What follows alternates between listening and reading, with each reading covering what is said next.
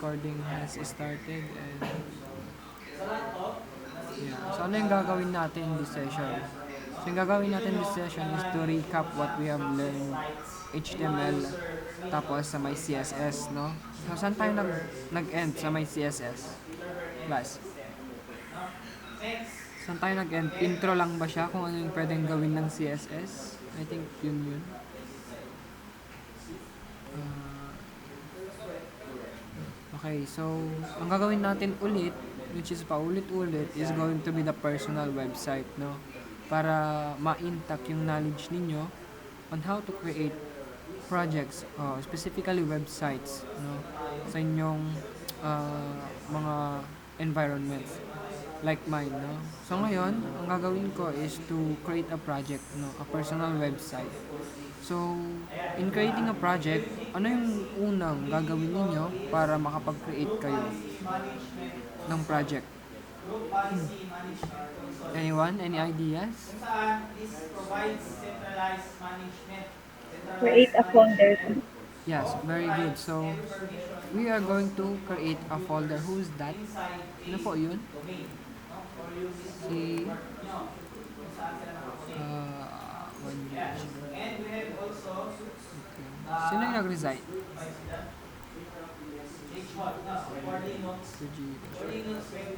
Para naman may distinction kayo, no? Para may distinction kayo from the rest na hindi nagre-resign. So, ito.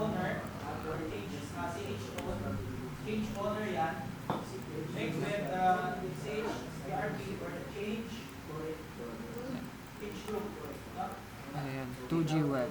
Sino yon? Yung sumagot kanina? Class, paano ulit yun? Paano ulit gumawa or magsimula para makapag-create ng project? Sino yun? Yung nagsalita kanina? Para may points kayo, para may distinction. Si Bia ba? Create a folder, sir. Ayan, Bia May. Yes. So yun, tama yun. No? Create a folder. Pag mag-create tayo ng folder, mag-create tayo ng project, we can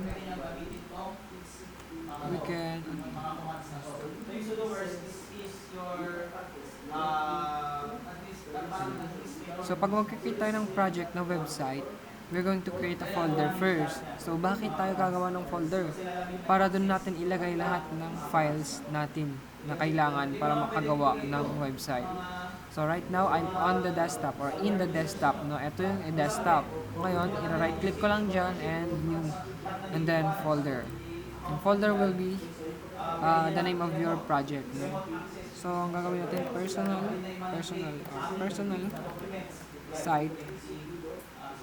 site 2G.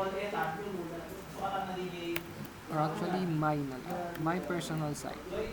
So now, we have a folder. So dito natin ilalagay lahat ng files. So if you can remember, what are the files we need to create a website, no? So yung diniscuss ko noon, nung una pa lang, 3 files yun. So who can give me those file types or file names, no? Yan. Anyone? Yun yung mga files na inihalin tulad ko sa paggawa ng bahay. Yun yung, meron yung file para sa skeleton. HTML, sir, and CSS at JavaScript. Yes. So, MC Pinto. Okay. So, HTML is for the skeleton or the structure. The CSS is for the design and the JavaScript is for the interactivity. So, ngayon, sa part pa lang natin is yung HTML at saka CSS, no? So, ano na yung next pag nakagawa ng project ay ng folder, no? Meron na tayong folder. Ngayon, lalagyan natin yan ng files. Pero, pag lalagyan natin yan ng files, i-open na lang natin siya sa my VS Code. So, open ko yung VS Code. Nandito. Ito yung parang fresh slate ng VS Code pag inopen nyo sa my computers, di ba? Either may laman to or wala. Pero, pang may laman, ito na lang yung pindutin para ma-open natin yung folder natin. So, yung file, and then, hanapin natin yung open folder, no? Open folder, and then hanapin natin yung folder natin. Saan natin siya nilagay? Sa my desktop. And under sa desktop, yung pangalan ng folder natin is my personal site. My personal site, yes. So, my personal site, select folder. And then, close ko lang itong mga hindi kailangan. And ito na yung folder natin, which is empty. Ito yung Explorer, ito yung folder, walang laman. So, ang gagawin natin, gagawa tayo ng skeleton or structure ng website natin. So, yung kailangan natin dyan is HTML file. So, gagawa ako ng file. You can either click this, pero madalas wala tong icon na to sa ibang computers. So, I'll just double click here or right click and new file. Now, right click ko dito sa may empty, sa may folder, and then new file. Pagka merong nagpakita ng ganyan, ilagay nyo lang yung pangalan at saka file type, no? Sa atin, gagawin natin index.html. Diyan. So now, meron tayong index.html, di ba? Wait lang, disable ko muna yung prettier para hindi siya mag-format. Okay. And also the compile. Compile. Para hindi siya mag-auto, mag-suggest.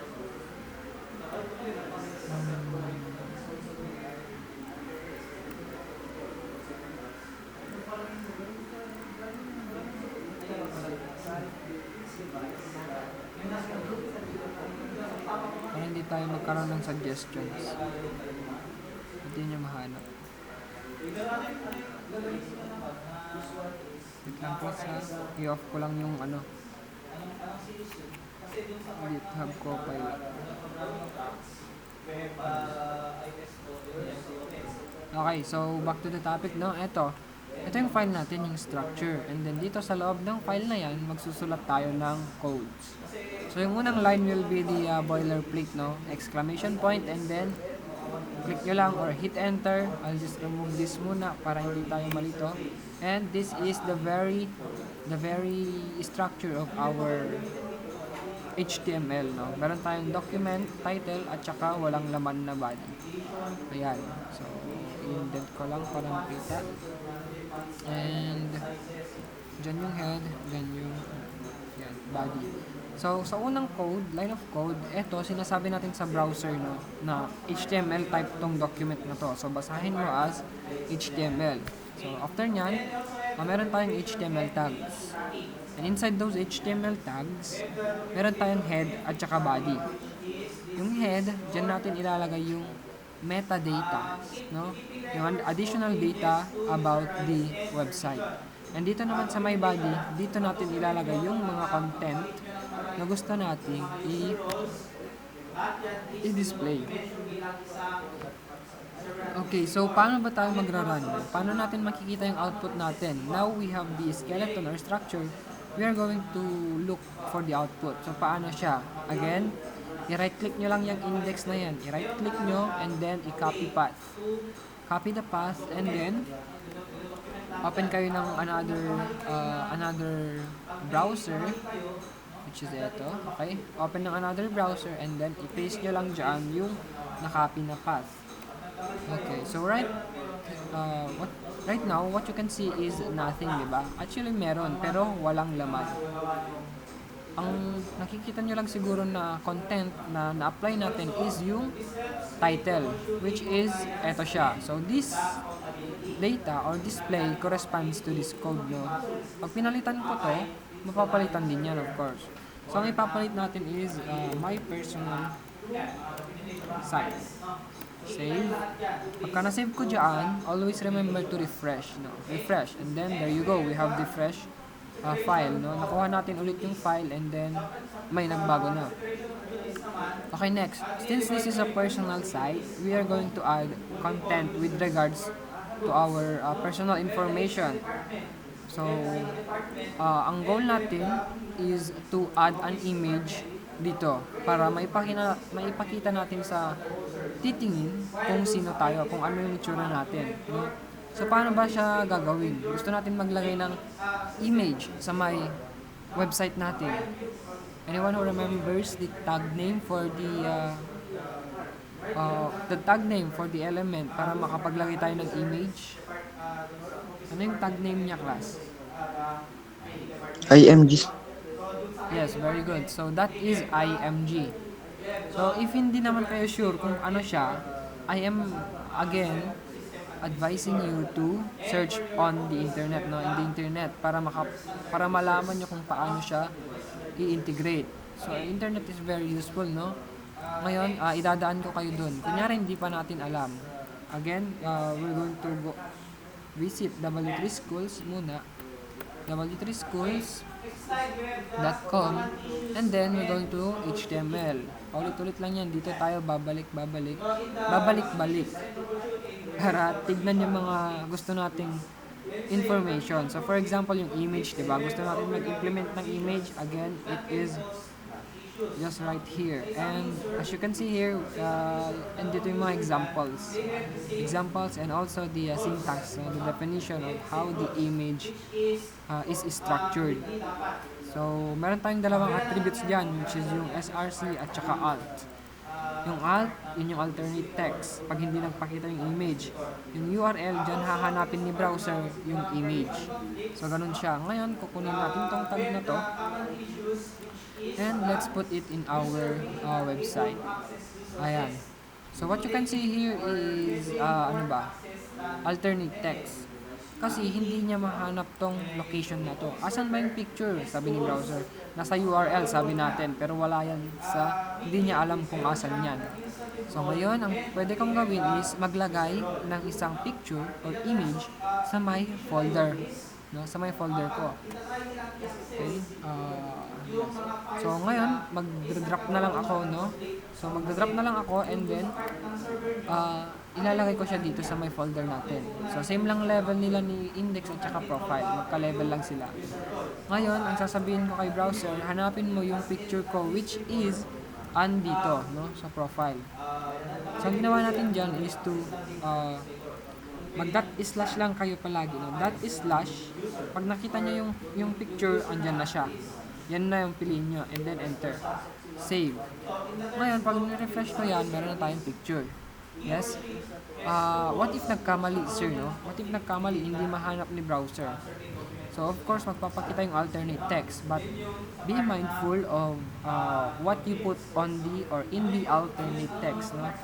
Kasi hindi na yan makabuluhan. Hindi na siya meaningful. Ano yung picture na yan, sabi ni user? Alternate text daw. So, hindi siya meaningful, di ba? So, ang magandang gawin is to describe the image dito. So, ano ba yung picture na yan na gusto mong i-display? Yan yung profile picture. So, profile picture. Ngayon, pag ni-refresh natin yan, hindi makita yung image. Ito is profile picture, hindi lang siya nagpakita. So, may idea yung user kung ano yung picture na andyan.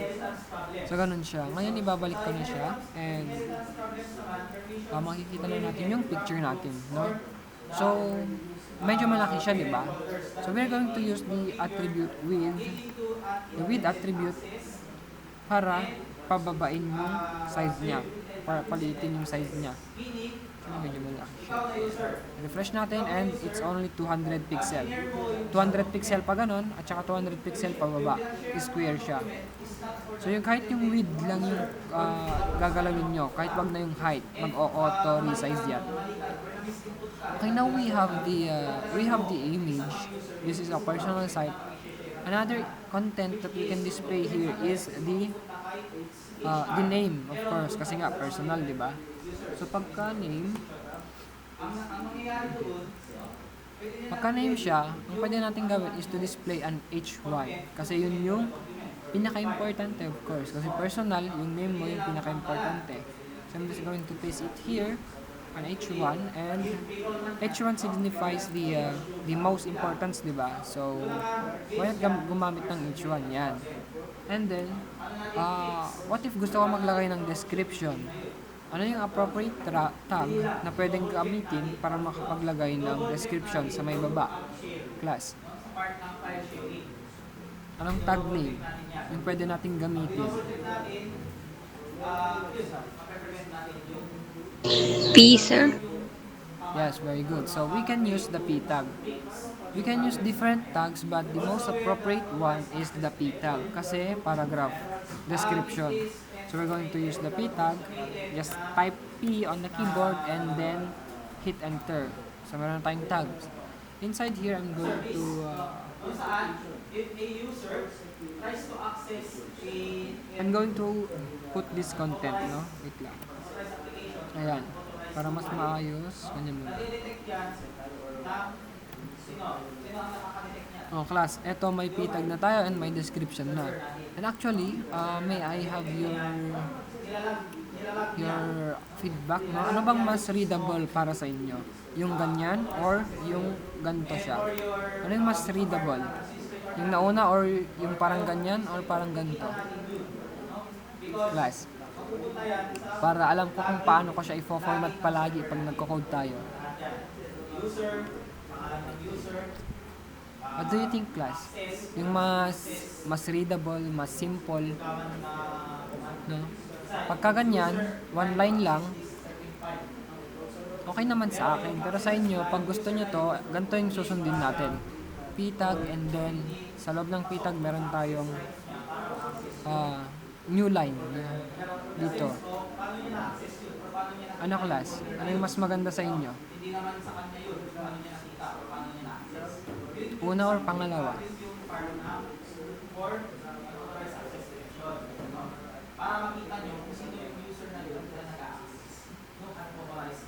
So you're not responding, no? So we're gonna stick with the first one na lang. Yan, para ano. We're gonna stick with the first one with this like of formatting. Pero minsan din kasi mas maganda yung parang kanina pag madami masyado yung content. So right now we have here we have one line muna kasi simple lang naman siya. Yan, save. And now I want to emphasize or italicize this text. What tag name is used to italicize text? Ay, sir. I. Yes, very good. So I.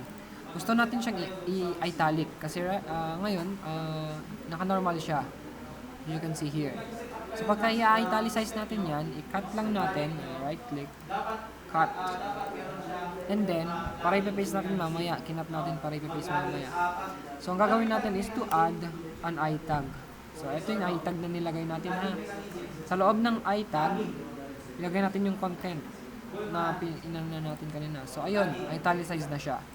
What if nabibitinan pa ako, gusto ko pa siya i-bold? Ano yung pwedeng gamitin na tag para ma-bold natin to?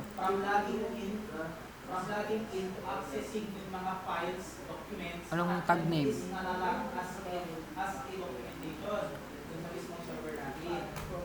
So yung tag name para sa bold class is bold ID, no? So ikakat lang natin, ikakat lang natin ulit yon and then type B, hit enter. Ito na yung dinagdag natin. So inside that B tag, ilagay natin yung italicized na text, no? Ayan. So ayun, italicized na siya at saka bold na din siya.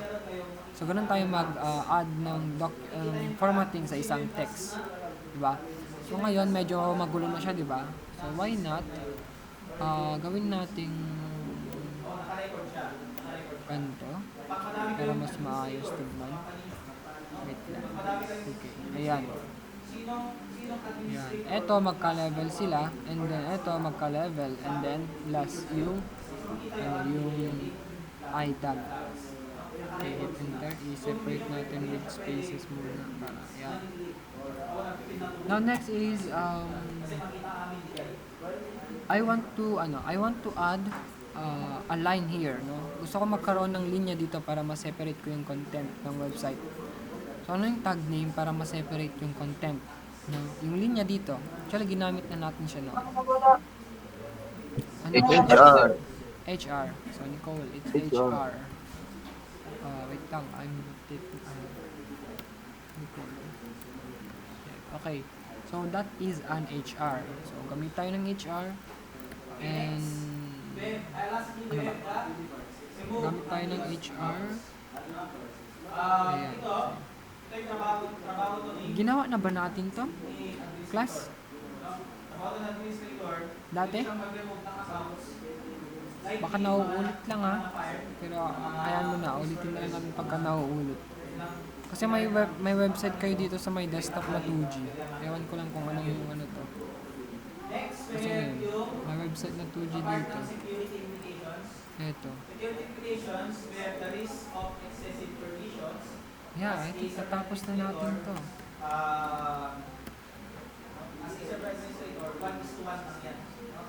Okay, continue na lang muna natin, tapos gamitan natin ng internal tsaka external. What is the... Ito. Saan yung output natin? Ayan. Okay, so lalagyan natin ng HR and then lalagay tayo ng about, no? Since maglalagay tayo ng about, another heading siya. So hindi na siya masyadong important, no? So lagay na lang natin H2. Lagay natin about me, save. And then below, I want to list items. Or actually about me. Actually ilagay natin siya dito muna, no? Sa may another description kasi ang bitin ng description natin dito. So dito ilalagay ko yung description ko na ito. So paulit-ulit lang, no? Ayan.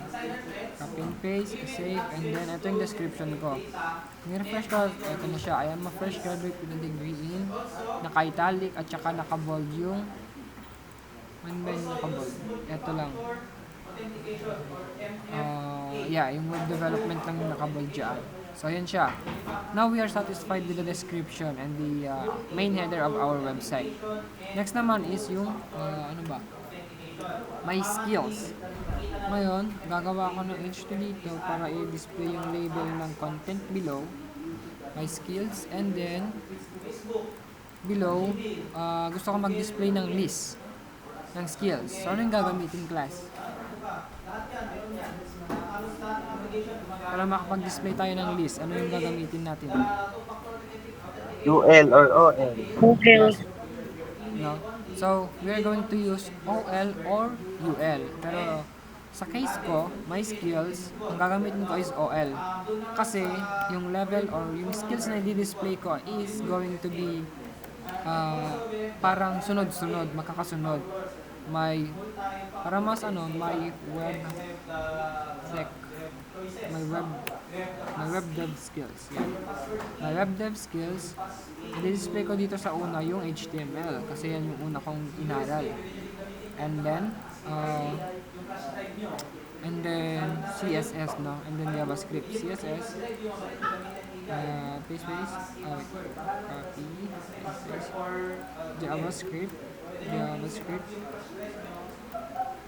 and then I learned TypeScript, and then I learned PHP. Yan. So, I learned those technologies. And dito, naka-numeric siya or naka-order siya kasi yan yung order ng pinag-aral ko sa mga skills na to, no? Nauna yung HTML and then CSS and then PHP. So, yan siya. Ngayon class, I want to display my another HR para ma-separate yung content. So, refresh. And now, I want to display another H2. And then, I'm going to put here my work experiences. My work experiences. Ayan na siya. Ngayon, dito, instead na UL, I'm going to use the table. So, yung table, tag name natin para makakreate ng table is the table. No? Table. Inside those tables, we can create cells. No? So, yung itsura nun is parang sa may Excel lang. Ang gagawin natin is ayan. So dito, yung unang cell or ito yung table natin.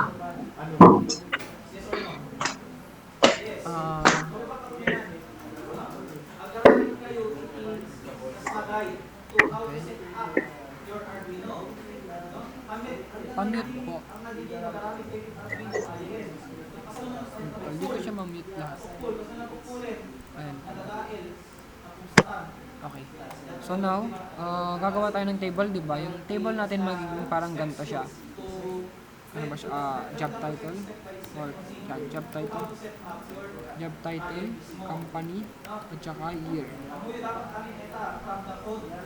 Okay. So this is going to be the headers of our table. And dito, ilalagay ko yung intern, job intern. Kasi I was an intern. Una. So, dev intern. Dev intern. Sa company, saan siya? Sa CSU noon. And then, actually, CSU was CICS. Para specific. And then, 2025. Ayan. So, ganito yung maging itsura ng table natin. And another data is a part-time instructor. And also, dito sa may CSU din at saka 2025. Yan. Yan yung magiging itsura ng ating table sa HTML at saka sa HTML sa may website natin.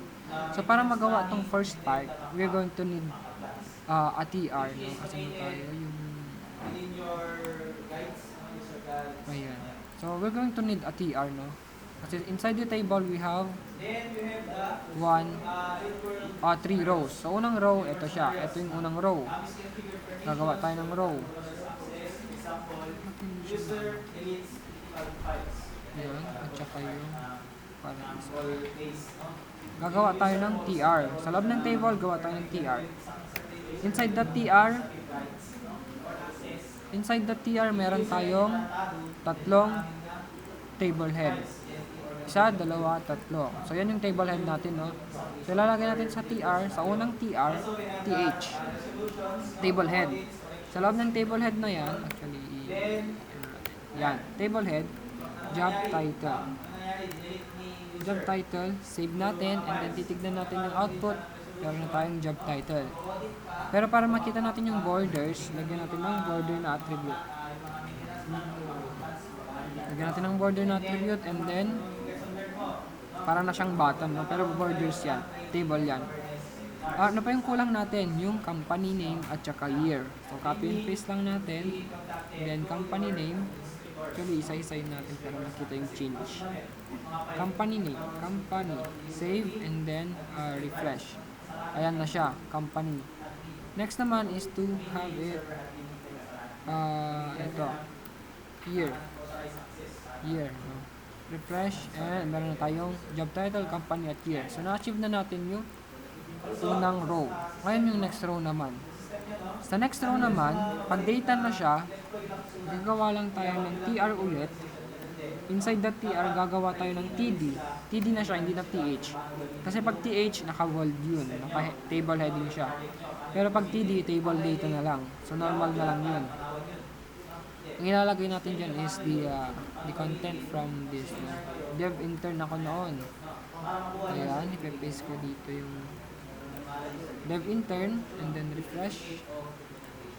Dev intern yung job title. Next na TD will be the CSU CICS, the company name.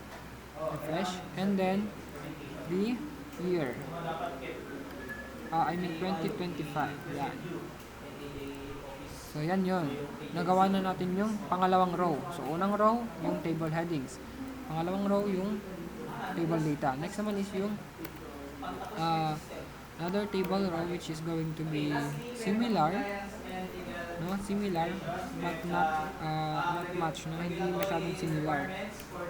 Yung papalitan lang dito is yung job title since same company at same year lang din. So, part-time instructor, save, and then refresh. We have the table na. So, ano ba yung reason bakit tayo gumamit ng table instead of UL? So, ang reason is, pag table kasi, mas madami tayong mag-display na data or labels sa ating website. Aside, unlike dito, sa may list, nililista lang natin siya, no? Dito, parang nag-list din tayo, pero meron tayong labels. Yung nilista natin, work experience, pero ang job title, company, at saka year. Pagka-list, wala masyadong data. Pag table, pwede mong lagyan ng labels. No? So, yun yung reason kung bakit tayo gumamit ng table. And below, I want to have links here, no? So, paano ba yung links? Or, I want to add a link that will go to my hobbies. Para hindi na siya mapunta dito sa my current page. So, ang gagawin ko para makapag-create ng bagong ng links para sa isang page is to use the anchor tag. And inside the anchor tag, we have here href, the attribute, no? Pero, lagay muna natin my hobbies. My hobbies. Save, and then, dito. So, pag clinic ko to, dapat pupunta yun sa my hobbies, no? Pero hindi siya pumupunta. Asan ba yan? Sabi ni browser. Asan yan? Andito siya. Sinabihan natin andito siya pero wala tayong nilagay na laman. So, nasan ba siya? Una, para makapag-create tayo ng pages, gawa tayo ng bagong page or file. So, right-click, new file, and then yung pangalan ng file, which is going to be the my hobbies. Hobbies.html pa din. Diba? So, may HTML, and then dito ilagay na natin yung file na yon. Tawagin lang natin siya ./ and then my hobbies. Yan. And then pag pumunta tayo dyan, actually, ayan. No? Pag pumunta tayo dyan, wala siyang laman. Kasi yung hobbies natin, walang laman. Gawin natin, same lang kanina. So, exclamation point, click, delete these things, and then palitan natin yung document title na same lang pero slight difference like this, and sabihin natin hobbies, save. Yan. So yung output natin meron ng my personal site at saka hobbies, no? So inside dito gagawa tayo ng hobbies or maglilist tayo ng hobbies.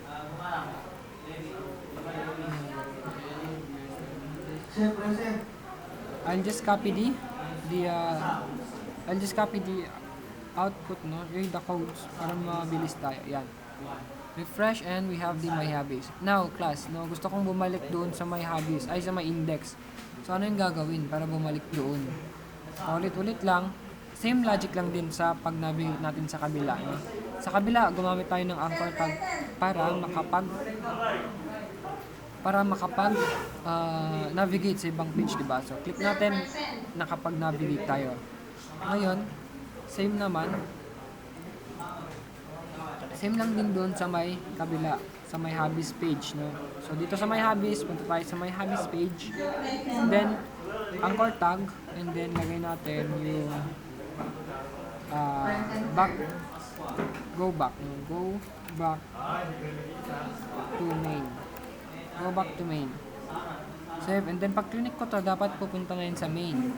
Pero ang kulang natin, wala tayong location, diba? So, lagay natin yung location ng file kung saan siya pupunta, which is yung ./ and then yung my index pala, kasi doon tayo pupunta. So, pag click ko yan, pupunta na siya dyan, and then pupunta din siya sa my hobbies. So, ganun yung navigations.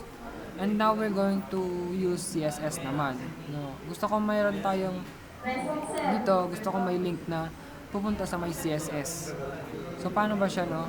So, dito, lagyan din ulit natin ng link, and then empty pa yan.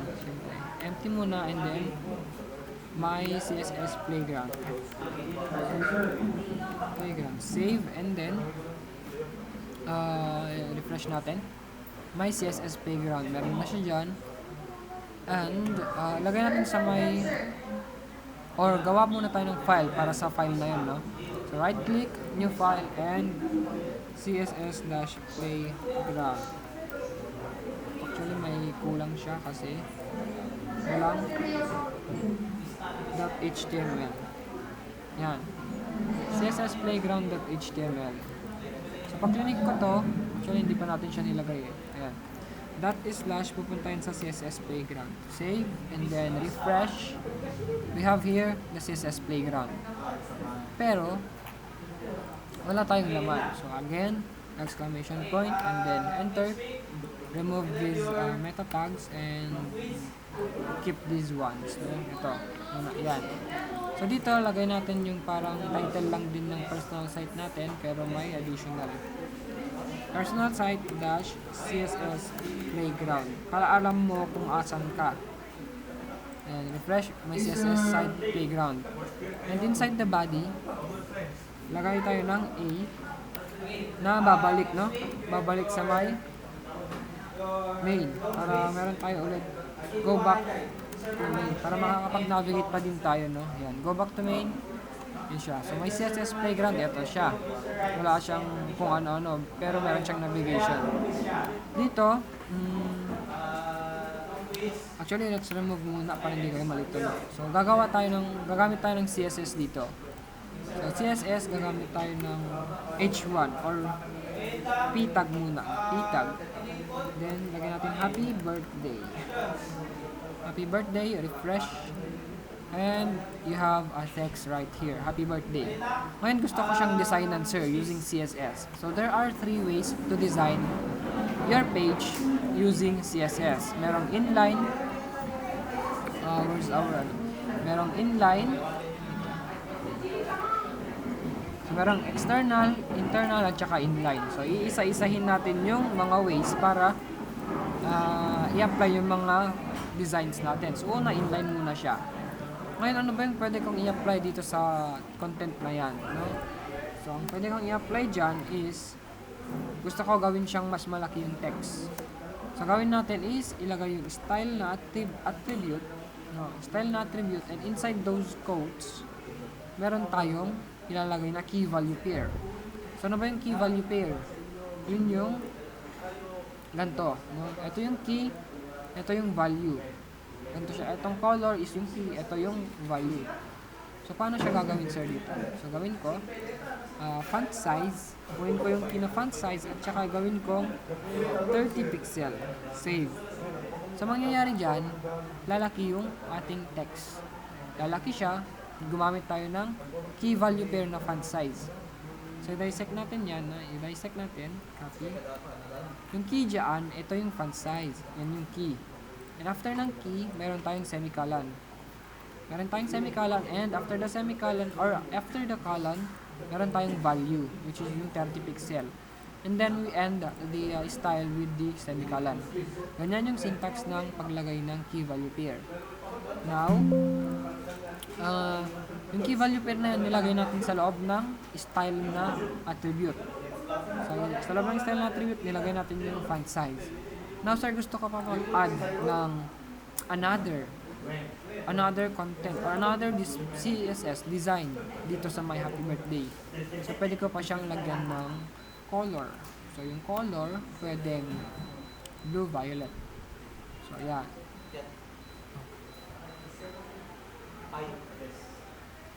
Chine, mod nga to. Okay.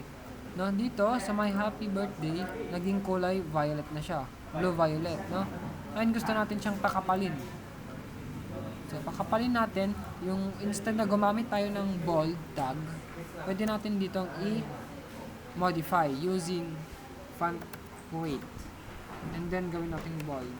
Save, then refresh, naging bold na siya. So, ano yung itsura na ng CSS natin? Meron tayong isa, dalawa, tatlo. So, tatlo na yung key value pair na in-apply natin.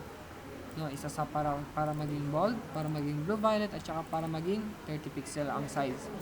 Para mas malinis tignan, enter ko siya. And, ayan. So, para mas malinis tignan, no? Mas malinis na ba yan? Ayan. Okay. Malinis na ba siya? Like, ganun na lang. Hanggang dyan lang. Ganyan. So, yung mga attributes natin, nilagay natin na font size, color, at saka font weight. Yung key value pairs. So, ngayon, pag inline siya, pero parang medyo magulo, di ba? Actually, hindi pa ako satisfied dito. So, gawin natin, i-center natin siya dito. Sa gitna. Instead na dito siya sa gilid, dito natin siya ilagay. So, paano siya, sir? So, again, from after a semicolon, mag-enter lang tayo and ilagay natin yung text align. Text align yung key para ma-center yung text. So, i-refresh natin, naka-center na siya. Ngayon, meron na tayong in-apply na CSS designs. font size, color, font weight, at saka text align. Ngayon naman, madami pa yan class, no? Pero pag iisa-isahin natin, matatagalan tayo. So ngayon, kung titignan nyo, yung p-tag natin, yung simpleng p-tag natin kanina, mas naging complicated, di ba? Kasi gumamit tayo ng CSS. Tignan nyo kanina, di ba? Ganyan lang yung ating p-tag kanina. Napakasimple. Pero wala siyang styles.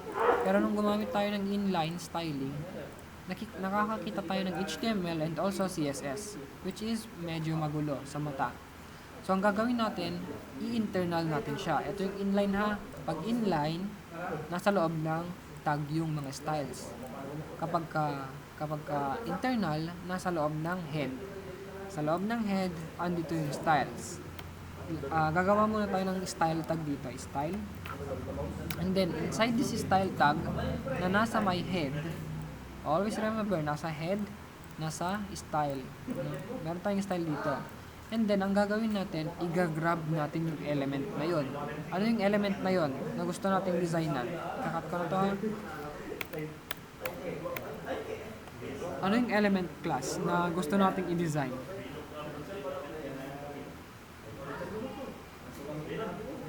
So, yung gusto nating i-design dyan na element is yung p-tag, no? So, ngayon, sa loob ng style tag, ilagay natin i-grab natin yung P na tag name. So, P, and then curly braces. Yan. Ganyan yung structure ng pag-grab ng elements using internal at saka din external, ganyan din sila. So, kukunin mo yung tag name at saka i-apply mo sa loob ng brackets yung gusto mong design. So, ano yung mga gusto nating design kanina?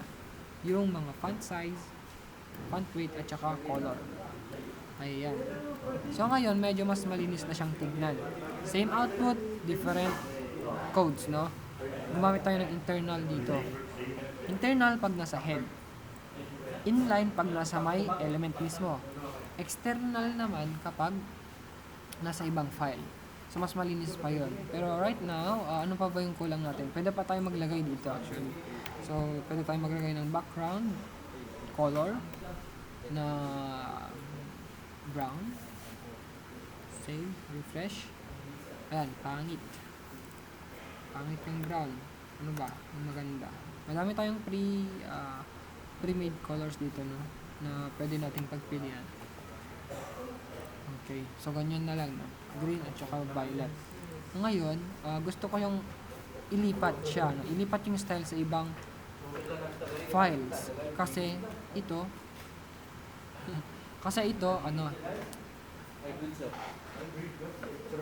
class, tinitignan mo yung HTML at saka tinitignan mo din yung style.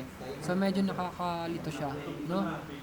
Nakakalito siya kasi dalawang codes or languages yung tinitignan mo. Why not i-separate natin yung styles at saka yung structure para mas malinis tignan. Yung codes mo, mas madaling basahin. So, paano natin siya gagawin? Una, ikat muna natin yung gusto nating style para hindi siya mawala. Tanggalin na natin yung styles. Refresh, and then happy birthday na lang. Very plain. Ngayon, gagawa tayo ng bagong file dito, which is going to be the style.css. Yan, styles.css. Inside this styles.css, dito natin ilalagay yung ating styles. Save, and then yan. So, wag kayong malito ha. Ito yung HTML natin. Ito yung CSS. Parang nilipat ko lang siya para makita natin. Actually, ito siya dapat. Yan. Ito yung CSS Playground. Ito yung CSS Playground natin na file. Ito yung CSS file natin. No?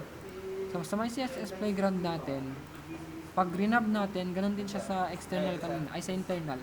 Pag renab natin yung gusto nating i-design, which is yung p-tag, curly braces, no? And then, ilalagay natin yung design na gusto natin dito. I-paste ko dyan yung gusto nating design. Kanina, a pair of key and values, no? Key value. And then, ang gagawin ko na is to refresh.